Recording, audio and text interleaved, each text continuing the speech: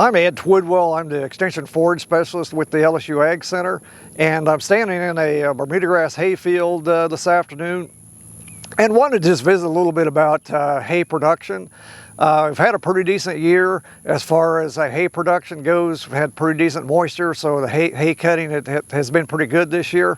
Now, this time of year, one of the things we need to focus on is fertilization. You know, we want to make sure we have a vigorously growing Bermuda grass stand. It needs to be fertilized properly.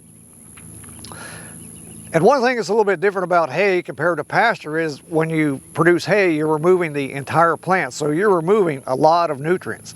In fact, for each ton of hay, you're removing about 50 pounds of nitrogen, 12 pounds of phosphorus, 50 pounds of potash, and 6 pounds of sulfur. That's just in 1 ton of hay.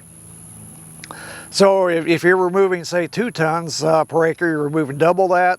And if you're really trying to have high production, say 4 to 5 tons, you can multiply those numbers by 4 or 5. So we get up to that 4 or 5 ton per acre range. We're getting some pretty high yields, and you need to replace that with fertilizer. The other thing to think about is cutting management. How many cuttings of hay do I want to take during the growing season? And it kind of depends upon what your goal is. If you're after high quality hay for the dairy cows or the horse industry, you're probably looking at cutting about every 30 days. And that's really what these hybrid Bermuda grass varieties are designed to do, is to be cut about every 30 days. The other thing is, if you cut them a little bit later, you may have a little higher yields, but the quality is going to be a little bit less. So you kind of got to decide where you want to be.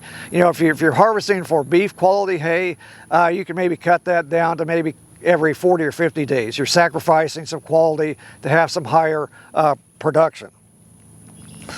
And typically we think the Bermuda grass is going to be a little bit higher yielding than Bahia grass. Bahia grass tends to be a little bit more prostate, probably works a little bit better as a grazing grass as compared to Bermuda grass for hay production.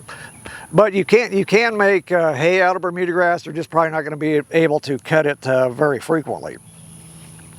Now this time of year, late July, getting a little bit late as far as trying to establish a hayfield. We typically would like to try to establish the Bermuda grass in May or June.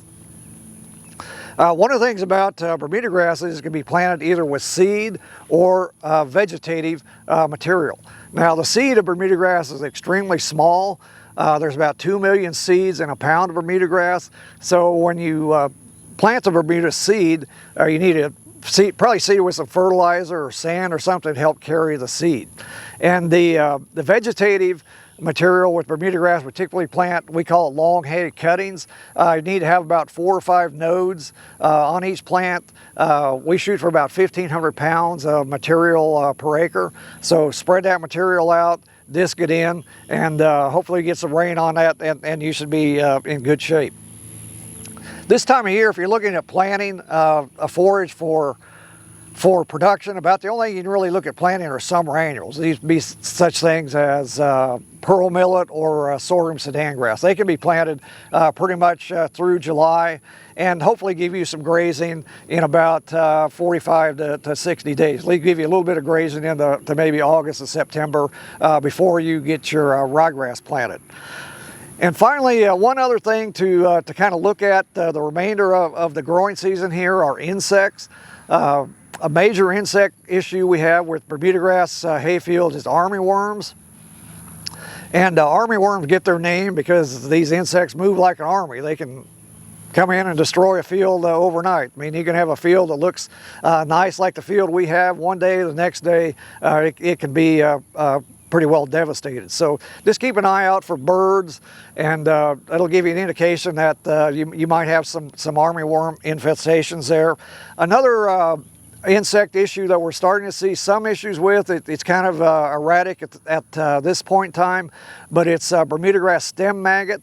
It was found in Georgia about 10 years ago. And if you go out in July or August and you see some of your plants that look like they've been frost damaged, that's an indication that you might have the Bermuda grass stem maggot. It's probably not going to be the whole field. It just, in certain areas, your field may look like it's frosted. And that's a sign that you may have Bermuda grass stem maggot.